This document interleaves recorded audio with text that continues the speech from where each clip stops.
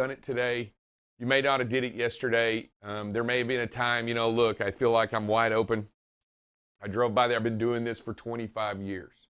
And I'm telling you, that's the trap you put into yourself. That's the moment in which you catch yourself basically doing the things that everyone does, and that is telling yourself it's okay to have a bad habit. Hey, look, I'm running just a little bit late. I got to drive a little bit faster. I've been doing this a long time. I'm okay. No, you're not. It's not okay to drive too fast. It's not okay to be in a hurry. All we need you to do is we need you to slow down and emphasize the BCBs of trucking. And those are, without question, to be safe. And we've got to start each and every moment with that. And we've got to end our moments with that. We can't let our guard down. We can't lose our focus. And we can't stop doing the things that we do well. And one of those things that we do well is get out and look. And we're going to do that better than anybody. And the only way we can do that, in effect, is do that with you. And have you be passionate about it. Have you want to do it. Have you need to do it. Even when it's raining. Even when it's dark. Even when it's cold. Even when it's hot. Whatever the temperature is or whatever the moment is, it does require you, before you put that truck into reverse, to get out of the truck and walk back there and take a look. I will tell you, let's see if we can go to our interview right now. Dylan, we got somebody on. Do we have our fire chief on the line? We should, Mr. Hedges, you should have a button there to unmute yourself and hop on the call. Yes, can you hear me? We sure can. Hey, I am so glad. We tried several different ways to get you on the air, and I apologize that we had a few technical difficulties, but we really wanted you to join in and jump on and be a part of what we're doing here at BCB. Okay, well, thank you for the invite. So if you will, do me a small favor, just kind of introduce, so I mean, I can see you looking stunning there in your uniform, but if you could do me a favor, kind of introduce yourself and a little bit about you and your career. Okay, my name is Kenneth Hedges. I work for the Denton Fire Department. I've been here a little over 25 years now. I started as an entry-level firefighter, and I worked my way up through the ranks. So from firefighter to our next position is considered driver. So the ones that actually drive the fire apparatus. Nice. In a few years as driver, promoted to a supervisory role of captain. I was over a crew of 6 for approximately 5 to 6 years. Next step in my career path was promotion to battalion chief. So I promoted to battalion chief in 2008. And at that point, I moved from what would be considered operational or shift work, which is 24 hours on, 48 off, to a schedule of 8 to 5 Monday through Friday, which was a huge cultural shock. So 13 years of shift work, and you get to work one day and you're off too, and all of a sudden you're working 5 days a week. It's like, this is crazy. How do people do this? So I spent several years, 2 years as battalion chief. Then I was appointed in 2010 as assistant fire chief over operations. So I was over 7 of our fire stations. Remained in that position for quite some time, for 8 years. And our fire chief retired, and they did a nationwide search, and I was selected as the next fire chief for the city of Denton, and I'm the first internal appointee. In other words, previous past fire chiefs they had appointed from outside, so what we consider outside our fire department. I was the first one since the 1950s. So I'm very proud of that, to be what I consider kind of an internal homegrown fire chief. And in that time there in Denton, you spent almost your entire, I guess you've spent all of your fire time, from what it sounds like, there in Denton doing what it is you love to do, and with all the people that you do it. You should be honored to be awarded that position within the department. It's exciting to hear that, what is it, homeboy makes good, right? Pretty much. I grew up 45 miles north of Denton in a small town called Wattsboro. I actually grew up on family farm. So, it's interesting as far as, I believe, it spawned me some questions as far as, what might be asked today. And it's like, talking about the trucking industry, and it's like I started putting some thought into it. It's like, it's funny because I grew up on a family farm where that's what we utilized to haul our wheat and peanuts, was a old Kentworth that was converted with a dump truck. And then attended college after graduation, and during 2 different summers, I returned back to this area, and I actually worked part-time at the Denton Peterbilt plant, actually building trucks for 2 different summers. So it's kind of funny. You look at your background, it's like, well, there's probably more associated with the truck industry in my background than probably the average person that's not actually in that field. Well, you know what? That's awesome, and you know, I do know that Peterbilt plant's still there up in Denton. It's a very well sought after truck that comes off the line. You know that, right? And people come from all over just to get trucks out of that plant. So that's interesting, and that you actually work there. That's a pretty cool place, and it's grown, I think, substantially, probably even since you worked there, right? Yes, correct. I mean, how they really do on production is how many trucks that they say how many they produce a day, but how they used to quantify that is there was different places, parts of the plant. So I was back where the frame still came into the plant. We'd lay down the clamps for their air lines, electrical lines, and they'd be upside down at that point, and then the axles would actually be placed, and they have a machine that would grab that entire truck frame and then roll it over onto the main assembly line. Wow. So the number of trucks they rode per day, that's how many they said they produced per day. So that's very interesting. Say, you know, at that point, I think we were doing 35 to 40, but now with 2 shifts, they're doing, I think last thing I heard, they're doing over 100 trucks per day. Isn't that amazing? Yeah. All right, so let me just tell you a little bit about why we called you on the air. First of all, I know that we've had a little bit of conversation with you, but I just kind of want for everybody listening today, you know, we have a driver audience and we have a lot of people in the industry audience, and we are BCB, and our first name in our company is Be Safe, Communicate, and Be on Time. That's what BCB stands for. And first and foremost is be safe. And the primary reason for our show, the primary reason for what it is we do is to make sure that we always, and in consideration that we set not only a priority, but a value on protecting life in every decision that we make on the road, every decision that we make off of the road, and every decision we make even back here in the office. So what we're doing here is protecting life.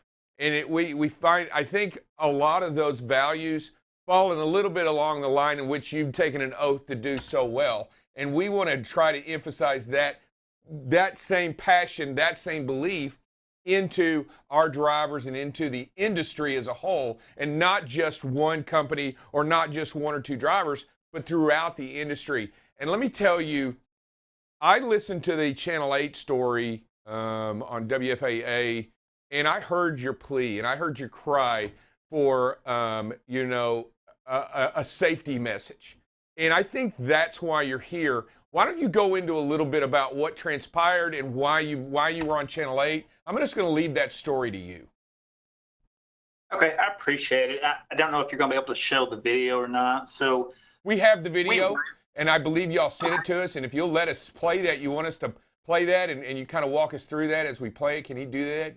Yeah, okay. Yeah, let me cue it just a little bit here. So on Monday night, August 2nd, I believe, around 11:40 at night, we had crews respond to just a very small grass fire. So in between the main lanes and service road of Interstate 35 here north of the city of Denton. Very small grass fire. Anytime we're out on roadway, especially with high speed and it's any type of response, we always send additional crew we use as blockers. And I'm sure your drivers are aware of this. So if you see 2 fire trucks, one is primarily assigned to the work. The second one is just protecting that work site and our employees. So it's very normal to see that as far as having a blocking unit. We try to position upstream far enough at an angle that we're guiding drivers away from the accident scene. Right. So if we want to kind of go ahead and cue up the video, I'll kind of walk through it at this point also. So what you see right here is, can you stop the video? Yeah. Okay. So the dash cam you're seeing right now is from our battalion chief vehicle. So we actually just have installed cameras within the past 6 months, really for training purposes. Anytime the emergency lights come on, the camera goes live also. This is the same type of cameras that police officers use in their patrol cars as well. Nice. So this is still kind of a new technical feature to our department. So luckily our battalion chief just happened to go on this call because this is not normal for him or her to go on just a very small incident. So you see the mile marker right there. We're coming into the southbound lane into the city of Denton. So coming from the north, going southbound on I-35 into the city of Denton. Behind you, what you don't see is very level ground. There wasn't many hills at that point, so it wasn't where you could crest a hill and all of a sudden you run into our emergency scene. So behind this camera view, we had two different full-size fire trucks. We had a primary one, and then we had a secondary one that the crew was actually helping extinguish a small fire. And what you see right here is a small brush truck. So anytime we have small grass fires, these trucks carry less water, they're more agile, able to get through, drive through ditches, various things of that nature as well. So where you're seeing them actually pull out, the scene is done. The fire's out, the crew has cleaned up, what we call mop up, and they're done. So they're getting ready to head back to the quarters. Right to the left of that mile marker sign, you'll see a black area. So that's a small fire we're talking about. And right there, I want to highlight is, I don't think we have on this video, but before this, a few seconds before this video started, we had 5 personnel standing in that exact spot. So there was 5 people talking behind that brush truck, being protected by 2 different fire trucks upstream. So, I mean, we've always envisioned that's about as safe as you can get. So they were talking, they were about to disperse. They did. We had 2 people get in this truck, brush truck. We had 1 get in the battalion chief truck, which is where the camera is. And then we had 2 walk upstream to our Quint, our ladder truck as well. And as we want to go ahead and progress this, and whenever the truck comes in view, if we'll stop it again. So brush truck's leaving. 12 seconds after this, the BC is about to pull out, and all of a sudden you'll see stop right there. So this truck was in the right-hand lane, and he directly hit our first blocking engine in the left side driver's door. Wow. It appears at full speed. Doesn't seem like the driver. 2 things. He didn't notice to slow down. He didn't notice to go from the right to the left lane because everything was being funneled to the left lane. We have video before this that shows all the other traffic had slowed down and was just barely crawling by this incident scene also. So this person had no clue what was going on whatsoever. When it hit our first blocking fire truck, the employee that had just got back into that cab, luckily he was inside because he just went into that door. He had not had time to reconnect his seatbelt, so the impact from this truck knocked him from the driver's side seat over the engine doghouse compartment over into what we call the captain seat, which would be the passenger side. Wow. Now he was uninjured, but just through the mechanism of the hit, we went ahead and had transferred him to the hospital just for evaluation. He's fine, just very, very sore. So very lucky there. So this truck bounced off that, and then it bounced into our second unit, just took the first bumper off, and then it goes through this area right here. And I think what's important is watch is where I'm talking about that black area there. That's where employees, they were standing on that water. So watch where the truck goes right over the middle of where they were standing. Right there. So, and just to go ahead and play it on through, so the truck, I stopped the video because it's too big to send, but the truck goes ahead and lays over on its driver's side. There is some still photos also that I supplied of damage on our engines, and I want to show so that was the primary engine that was struck. Driver's side there. Obviously, it's a heavy-duty vehicle also, so, you know, we are expecting this to come back as far as evaluation by the insurance adjuster. This will be a total loss as well. This was an older unit, so we were able to actually probably go ahead and send it out the door and send it to auction. This is a good picture here. So this is the first unit you hit. It hit here, bottom screen. Up at the top, that is our Quint. That's the distance it went from this engine to the next engine, and then when it came into the camera view, is even further in front of that. So that shows you how fast the driver was actually going. Wow. There's really no deceleration whatsoever. And then we go to, I think, one more still photo. Should be the front of the truck. Yeah, I don't think we have that one. Okay, I'm sorry. So I think it was on one of the news channels. So I sent the picture. The whole front of the truck was crushed in when it hit the embankment, and the truck driver had to be extricated. So our crews did a very good job of almost being victims to immediately pivoting and once again delivering emergency services. So our battalion chief on that video, you could hear him. I think he said a word that probably shouldn't be repeated, but that's very understandable. He immediately called our dispatch to send additional resources, saying that we just had a semi go through our scene, lay on its side, and send what we have. We have a rescue truck with heavier extrication tools. I got you. Jaws of life, right? Jaws of life, maybe. Yes, correct. Yeah, there's different sizes of those. We have one set we have a set on every fire truck, but we have one set in that's a lot heavier duty, designed for tractor trailers. Nice. So they were dispatched, additional ambulances were dispatched. They were able to extricate the driver, and they transported him to a local hospital in critical condition with head injury.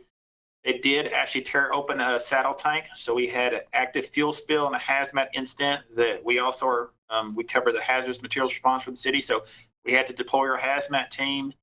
And the interesting also, I don't know if the news channel spoke about it or not, but in the backup from this wreck, there was another tractor trailer that just had been stopped in queue in the stack, waiting to get through.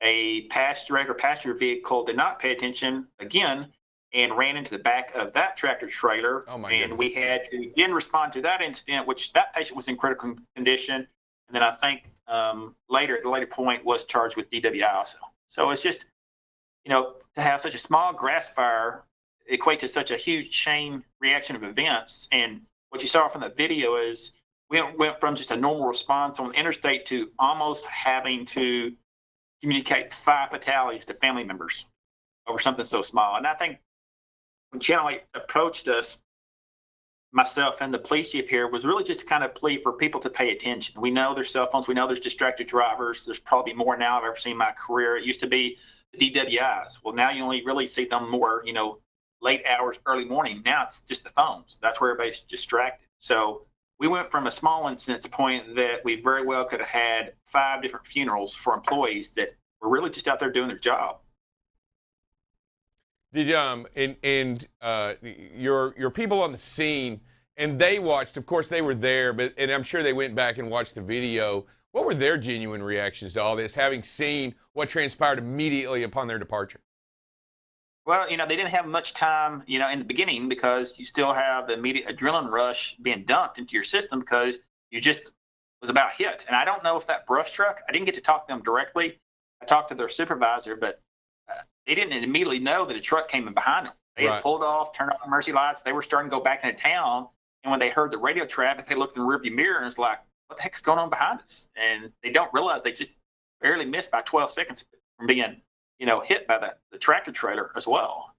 I think we talked about this internally as far as administration on, what I said on Channel 8. Our number one job is to protect our employees. That's it. I mean, we cannot deliver good customer service to our residents, our citizens, our tourists if we put ourselves in harm's way. There's a certain degree of harm's way with the job. That's just, everybody knows how to manage that, and a risk versus benefit analysis. What I have got from a lot of people, I've shared this with a lot of the fire department chiefs as well, and asking input, because it's like, what do we do? I mean, this is just, it's going to get worse as well. And almost everyone has replied back. It's like, it's not the fires that the firefighters are scared of anymore, because they're more in control of that. It is response on interstates. That is the number one thing that if you really had a firefighter tell you that they're concerned about, that lies the greatest risk nowadays. Wow, and I'll tell you that to speak to that, our individuals that work here spend their lives on the interstates. They spend their moments every day on the interstates trying to do what they do, and that's where they live, and that's where they make their living. And it is important that we continue to hear these things and see these things that you present to us, so that we can learn from them and try to take something from them and just see how so much can change in just a moment. And I heard on the call or on the program that you had, and it was your call out to talk about emergency responders on the road. You want to go ahead and speak to that? Sure, and I really want to point out, it's not just first responders, it's construction workers. We all drive through that daily where it says slow down, additional fines on construction workers, but you've almost got to put yourself in that position. I spent 13 years working the interstates through Denton when they were narrower and there was more high speed as well. But I think now, as they've widened roadways, and I'll just be honest, is your drivers are the professional drivers out there. All the people in the passenger vehicles are the ones that, be blunt, half of them don't know what they're doing, and that's usually where dangers come from as well. Is we usually can rely on the tractor trailer drivers to almost support us on dealing with the passenger traffic on the roadways. So it's not just for first responders, it's for anybody out there actively working on the side of the road. And I was thinking about this also prior to this interview. It's like, to put themselves in that position is, hopefully not every driver out there now has broke down on the side of the road, but, after a period of time, you're going to break down. You know what it's like to be buzzed by vehicles at 70, 80 miles an hour, and you're right beside the roadway. unable to get behind some type of safety barricade or something of that nature as well. So that's really kind of the intent years ago when all fire departments started seeing blocking engines. They were having too many injuries across the nation over whether somebody was just clipped or just full on hit. It's like, well, now let's start putting ourselves between our people on the ground and the traffic as well. And that's kind of where the blocking strategy came up with. So send additional units, and their sole purpose is just to, run interference. Is they'll take the blunt of a hit as just as not to injure somebody on the ground. That's obviously, more opportunities to be severely injured, if not killed. So really my summary of this is pay attention. I mean, don't let that distraction bother you. The emergency lights are there for a reason. It's funny, we've got complaints that our lights are too bright. Well, there's a specific reason why they're bright. We want to catch your eye and catch the attention of anybody around. And the first thing you do is we get that attention, and then you react. Sometimes it's not positive reaction, sometimes it's negative, but at least you're doing something. That's what it would be interesting to have a conversation with this driver and just talk to him. It's like, did you not see it? And I know the local police department is still trying to have those interviews, and he's still not fully coherent right now, but it's going to be interesting kind of as a hot wash, and talk about after action. What could we have done differently? It's like, what could that driver done differently? What was he doing? Was he on the phone? Was he just not paying attention? Did he have some type of medical emergency? Just a lot of unanswered questions right now, but it kind of goes back to what can I do to protect our employees? And it's like, I think what we had laid out that night was really, honestly, the best thing we could put in place. We had a close call. Luck was on our side for that night, but on average, you don't expect a full-size tractor trailer to hit you at full speed without merging over to an alternate lane. So, like I said, I put this out there. Numerous different colleagues and peers. It's like, what would you done differently? And they all pretty much came back and said, what can you do differently? You did just about everything you possibly can other than just don't respond, or alternatives, you shut the entire roadways down. And we really did not try to do that. We understand that people still need to get from point A to point B. We might slow you down some for our safety, but it's never our ultimate goal. It's just shut down a roadway unless it's absolutely needed. And Chief, and to speak to that, I think the only thing that we can truly do differently is further educate the public in seeing these kinds of things and the reality of the dangers that not only you face, but that each of us face out there on the road, and what we can do differently to ensure that these kinds of things don't happen. And we believe here that by doing and by talking about it and bringing it to the attention of everybody and getting the word out and having people like you step forward, showing us these examples of the dangers that are there, I think that truly is the one thing that we can do differently. I think that without this tool and without this message that you present, it's just going to continue to happen if we don't get the word out, right? If we don't let people know and let people see, because the images that you gave us in this video, they're striking and they're very real, and they bring home how much momentum and how much mass there is behind these trucks. There's not anything going to get in their way. Even 2 fire trucks can be knocked aside and be pushed into and get through rather quickly, as you could see from the video. And what we want to try to do is make sure that we hear what you're saying and appreciate your concern and do everything that we can to be better at what we do so that we can help you out there on the road as well and help slow traffic and help do the things that we can do out there and better educate our people and better educate the general public as a whole. I want to thank you for coming on. I want to thank you for giving us this information and walking us through this. I think it's a great lesson for us. And I think it's a great message that we have for everybody. I do appreciate your time. I know you're a very busy individual, but thank you so much for coming on. Oh, thank you. And thanks for sharing the message. And, really the point on the video is sharing that with the media and the press releases. That's just it. We want to really show how impactful this event very well could have happened. So you hear it in words, but you see that visual image of how fast the truck was going through that scene, and literally the exact same spot. I had 5 personnel standing. That was a surreal feeling when I saw that video the first time. I looked at everybody, like, we just about had to deal with funerals this week. Instead of now, we're just getting to deal with lessons learned. So I appreciate you taking the time to actually address this also. All right, thanks, Chief. And you know what? Maybe we'll be in contact soon about stuff further in the future. And we do appreciate not only your service to what you do, but thank you for your time and thank you for everything that you do for the community as a whole. Appreciate you, sir. Thank you, sir. Bye-bye. All right, everybody, and as soon as we come back, that is the interview with the Fire Chief of Denton to bring us the information. We appreciate their time. We appreciate the work that they do. Fantastic individual and a fantastic message for us. And with that, when we get right back, we're going to go ahead and jump right into safety with Buckle Up Bob and Dale. All right, this is Drive Safe Dave here. Going to do another safety show about Get Out and Look. Ben Turner's hooking up, and he's going to reposition the trailer into a new spot. He's going to demonstrate in the rain what it means to get out and look. Here we are outside getting wet, but you know what? It does not deter Ben of doing the right thing by getting out of the trailer and walking back and making sure it is safe back there before he backs up into the spot. He checks all the way around the trailer and then comes back and gets in the truck. Notice the lights are flashing. He blows the horn and starts the process of getting back into the spot. Here he is concluding it. Flasher's still going, making sure that he's visible and everybody knows what's going on. But you know what? Another reason this is successful is because he chose to get out and look the BCB way. Thanks, everybody, and have a great, safe day. Hey, good afternoon. Wow, what a video, what a segment. Man, thanks to the Denton Fire Chief, for coming on and just, we've said it all along. We got to keep talking about these things. When we talk about it, we do come to some kind of conviction on what to do, the safest thing to do, and again, man, it just, when you see them trucks, right, and they can be plowed away by a 18-wheeler, it brings back that conversation we had a couple weeks ago where what's the safest place to do when that pedestrian was on? And, that convinces me even more. You got to get out of the way as much as you can.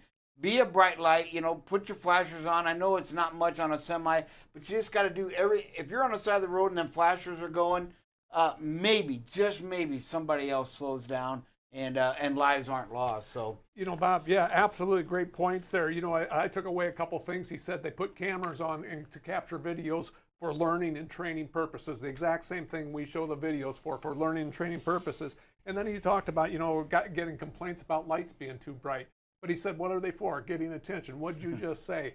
Put your flashers on. Try to get the attention. If you can't be seen, you can't avoid it. So great stuff there. Really appreciate that.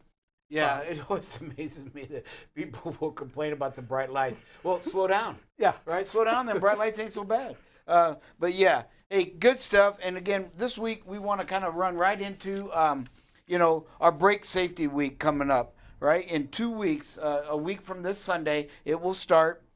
So got about a week and a half. So today we put air leaks as a cause of some brake failure. You got to listen. And we had a great conversation. So those of you that aren't on, man, every Wednesday at 10:30, we were kind of going through some key parts of the Federal Motor Carrier Safety Regulation book. That green book, if you will, and we're reading it and we're talking about it today. Man, I took about a full page of notes from our drivers because this is how I learn and grow. And we talked a lot about the inspections and how to look for air leaks and where to listen and what can cause you some troubles.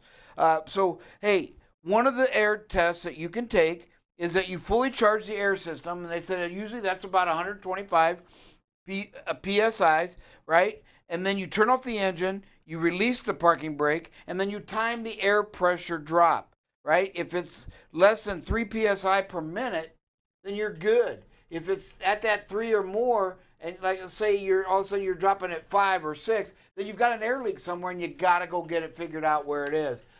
One of the drivers this morning even stated that, they had an air leak that even the Freightliner or wherever he went couldn't find it, went to a different garage and they put some dish soap liquid on it and found the air leak, and it was really, really small. But again, you can do a few things without crawling under there. And then we're looking at ways too. We talked about a lot of ways to just glance and see. There's some things, markers you can put on that stroke to see if it's, hey, is this in the range or not? So we may try to look into something like that to help our drivers to be able to do a visual and say, you know what, this is close enough. And the thing to always remember, if you can't look at something, anything on a truck, and say you're 100% sure it's compliant, if you're sitting there going, man, I don't know if that is or not, then that's time to get it checked, right? That should be, you're the professional out there. You know what's good or bad. When you're pausing and you're saying, I don't know if it's good or not, what you're really trying to do is trying to find a way to justify taking it down the road without spending the time to get it fixed. So go listen to the other guy on your other shoulder, the guy in white, right? Not the guy in the red, but listen to the guy in white and go get it checked and make sure. Because at the end, you won't meet either one if you go get it checked, right? So, hey, good stuff. We are at 85 days. We did have a backing accident where the driver did not get out and look, damaged the steer tire and rim. You know, when you stop and think, 30 to 60 seconds to get out and really look, this costs over $500 a minute because it didn't take that minute, and it's going to be a bill over $500, not to mention the lost time. The driver now has to wait for service. I mean, it's just a nightmare when you, and all you're doing is saving 60 seconds, but you didn't save anything in this case. You lost about 400% when it comes to the time. Hey, we're going to take a quick break. We'll be right back with our weather.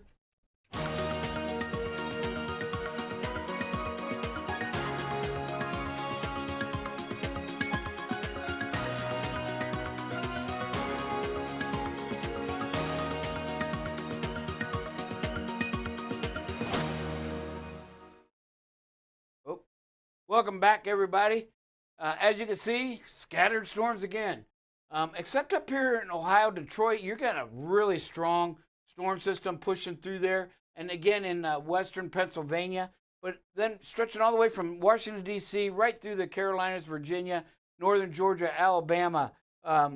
Alabama University getting hit with some rain there. And all the way down to New Orleans, we were seeing some scattered storms. Green Bay also has a strong system up there rolling through there. Let's see if there's any wind associated with that. There is out here in the New York and the Pennsylvania one. Everywhere else is just kind of normal. Boy, see the old, what do they call it? The Alberta Clipper coming down there. It looks like through the north. Maybe that'll bring some cooler weather. But again, you can see Lubbock 30, wind gusts. Not too bad for the most part. And there's our forecasted shower activity. Just what we saw, right? Only it's a little bit south of where it was forecast. We were seeing it actually in Detroit and Green Bay.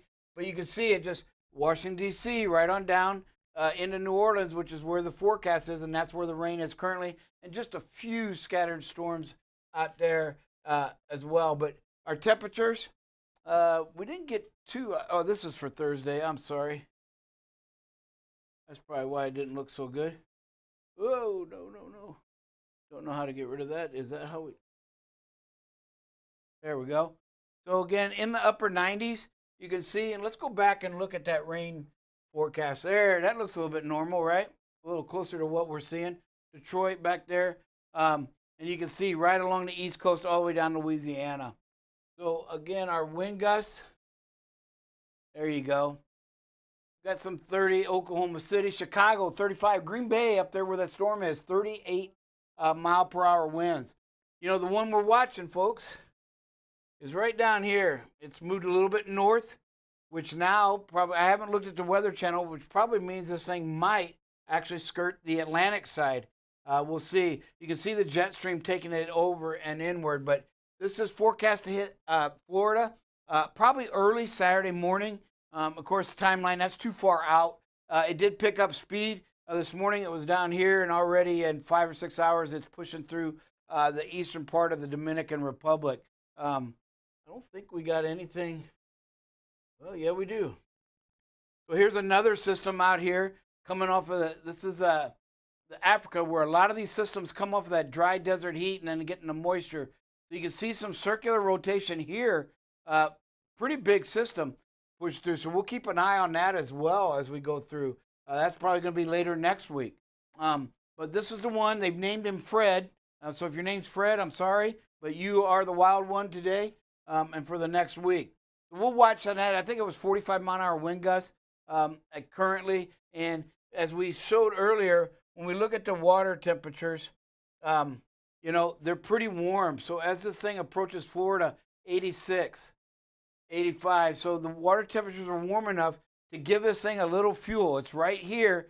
And you can see this is a little lighter orange than here. So it's going to go over some warmer water as we get, as it moves towards the Florida, tip of the Florida there. So Hey, watch it if you're going there this weekend. We got to stay out of Florida. We don't do a lot in Florida, but we do have some drivers that live there, and we do have some freight. So we're going to watch what that system does. Hopefully give you guys a little, and ladies, a little more notice tomorrow of maybe it has a little bit more definition in what it's going to do and what they predict it to do. So, hey, with that, we are going to go into some videos here after a short break. Good morning and welcome to Rapid Fire. Today we are joined by Ben. This should be fun. Have you ever tasted soap? No.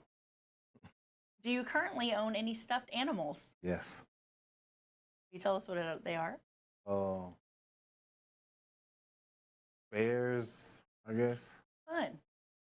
Polka dots or stripes? Polka dots. Would you go to a movie alone? Yes. What's a country you'd be okay never visiting in your life? Spain? Would you eat a day-old taquito from 7-Eleven? No.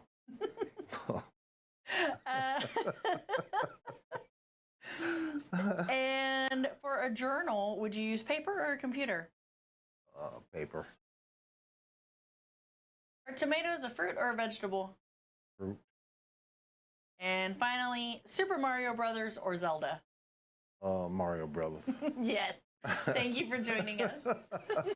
Hey, welcome up with Double Crash Dale. No, what was it? Double space. Well, you double said it check, was DCD. double Double check. check, That's double it. check. Double crash. Now, we don't want any crashes, Well, folks. I get out mooked. No, it's which is important. So, What do you got for videos for us today there? let's look at some videos. Here we got one. If you'll notice, as the video just starts, we have a no passing zone, and our driver decides to try going out and passing. You know, the reason that we can see plenty of distance. I mean, it's not a hill area. It's the intersection. That's the reason that no passing zone sign is there in the first place. So we have to pay attention to these signs. They're there for a reason. It's to keep us from passing through an intersection. You know, a driver gets out there, can't complete the pass, sees somebody coming down the road, wisely pulls back over in and everything like that. You know, speed and space management was good up to this point. It's just, you know, trying to pass where there's a no passing zone. Yeah, you know, excuse me. God bless you. Sorry. Well, that came out of nowhere. Hey, I know you and I have talked about this, and you talked to the driver. And folks, we just want to take this opportunity to remind everybody, this driver has some issues going on with their family. And so if you can't be 100% focused, life happens. It's okay. Folks, don't think we're going to think any less of you because you've got some issues going on at home that are just taking up your mind and your thoughts. Because at the end of the day, you're not helping them if you go out and do this and get in an accident, right? You're not helping anybody. So you've got to know one of the phrases we haven't said in a while that I think our buddy Lonnie Payne brought up. You've got to know your limitations, right? And the limitations of your equipment, and you can never exceed them. That was really weird because yesterday I was in a safety council meeting and somebody actually brought up knowing the driver's limitations.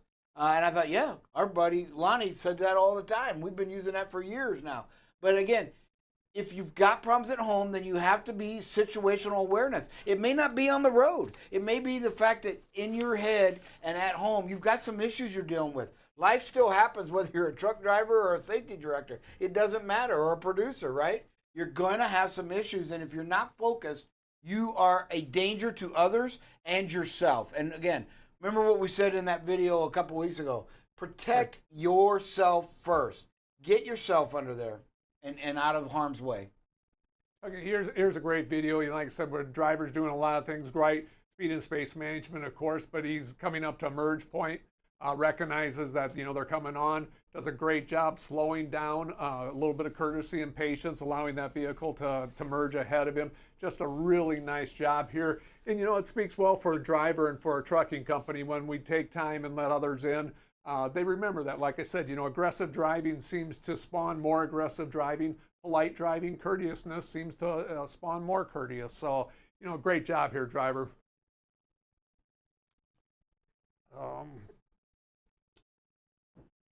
Slows down. Here's another, it's just another example of our driver doing the right thing, slowing down. This truck pulls out of that truck stop, pulls in, you know, it makes a little bit of a wide turn, but our driver takes the opportunity to slow down, make sure that he leaves plenty of space. So if that driver decides to merge over into the lane, plenty of space to do it. No issues with following distance or anything like that. So just a great job again by a driver allowing the vehicle ahead of him to merge. Absolutely. Here's one's a little bit different.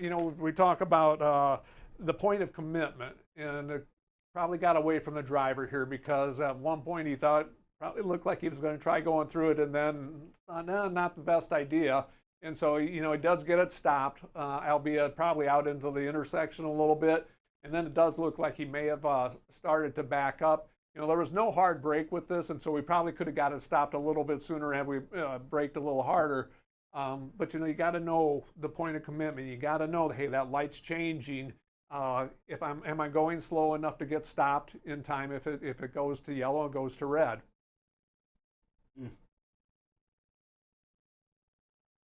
Here we are on a rural highway again. Yep, we're out on a rural highway. We're coming up to a stop sign. The vehicle ahead of us decides to just kind of roll on through.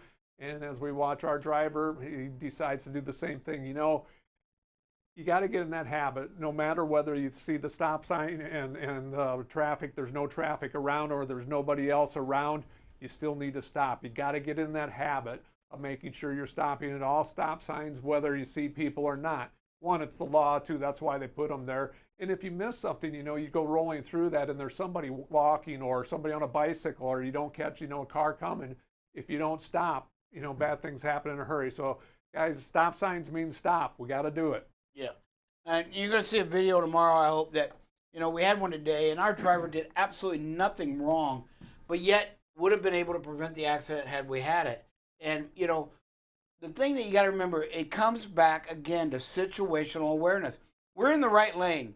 Traffic is stopped to the left. Nobody's moving, and we're not doing very fast, but we're doing fast enough instead of creeping. We're doing fast enough to just get up so we can stop. And another truck started to come over wrongfully. But, it's just one of those things. It's like, where are you going to go? Why are you doing 25 or 30 when traffic is stopped? It's like, hey, let's knock it down and creep along. If somebody comes over, they come over. You're not going anywhere anyway. So, again, it's getting hard. Maybe that's why August is the deadliest month, right? You go through all these months of the hot summer, right? People know that when they're hot, they get angrier easier, right? When you're hot and sweaty and uncomfortable, you seem to have a shorter fuse than you do when it's nice and cool and comfortable. And so I just wondering if, hey, after all these summer months, all this traffic, all this construction, right? And then you get in August and everybody's just lost their patience, right? They're coming out of that school year, that winter, spring, and they're ready to get out and everybody's all in a lovey-dovey, jolly mood, right? And then you go through some 3 months of hot summer traffic construction, and then it all just boils over where we lose our patience. You've seen it in the videos, a couple of them here. Hey, just be patient, right? And you're going to see it again in the hard break tomorrow. Again, our driver did absolutely zero wrong, but what can we learn from it? That's what we want to do. Hey, great job, everybody. I hope you enjoyed the thing. Do we have anybody with? I don't think we got anybody. Hey, great job, everybody. I know we're running late, but well worth it to have that interview and the police or the fire chief to be able to come on and share his precious time with us so that we all become safer on the highway. God bless each and every one of you, and we will talk with everybody tomorrow morning.